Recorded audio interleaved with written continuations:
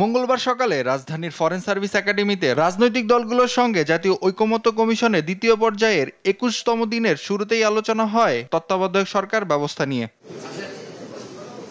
তত্ত্বাবধায়ক সরকারের প্রধান কে হবে, কোন প্রক্রিয়ায় হবে, এ নিয়ে নিজ নিজ যুক্তি উপস্থাপন করেন বিভিন্ন দলের নেতারা।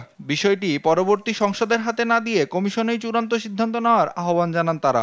কোনো একজনের ব্যাপারে কমিটির ৫ সদস্য, এইটাও তো ঠিক আছে, মানে সরকারি দলের ২ জন এবং বিরোধী দলের ২ জন আর দ্বিতীয় বিরোধী দলের ১ জন, তাহলে ৫ জন হয়। কিন্তু এই ৫ জন কোন ৫ জন আপনাদেরকে একটু বর্ণনা করতে হবে।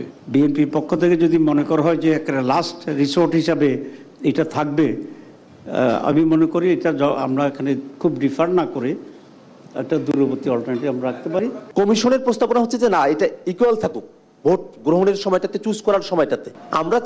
আমরা ভোটার থেকে এটা চাই যে সবার আসলে ইকুয়াল স্ট্যাটাসই থাকুক। পরে দুর্নীতি দমন কমিশন নিয়ে আলোচনায় প্রতিষ্ঠানটিকে রাজনৈতিক প্রভাবমুক্ত রাখার বিষয়ে ঐকমত্য জানান তারা। এর আগে বৈঠকের শুরুতে কমিশনের সহসভাপতি ডক্টর আলী রিয়াজ বলেন, ৩১শে জুলাইয়ের মধ্যে যেসব বিষয়ে ঐকমত্য আসবে তা চূড়ান্ত রূপ দেবে কমিশন। এখন পর্যন্ত প্রাথমিক পর্যায়ের ঐকমত্যের জায়গাগুলো এবং গত এই পর্যায়ে যেগুলো হয়েছে সেগুলো সমন্বিত করে পরশু দিনের মধ্যে আমরা একটা সনদের জায়গায় পৌঁছাবো। তো সে কাজে আপনারা প্রত্যেকেই আন্তরিকভাবে সকলে চেষ্টা করছেন। ইতোমধ্যে জুলাই সনদের খসড়া সব রাজনৈতিক দলের কাছে পাঠানো হয়েছে বলেও জানান আলী রিয়াজ।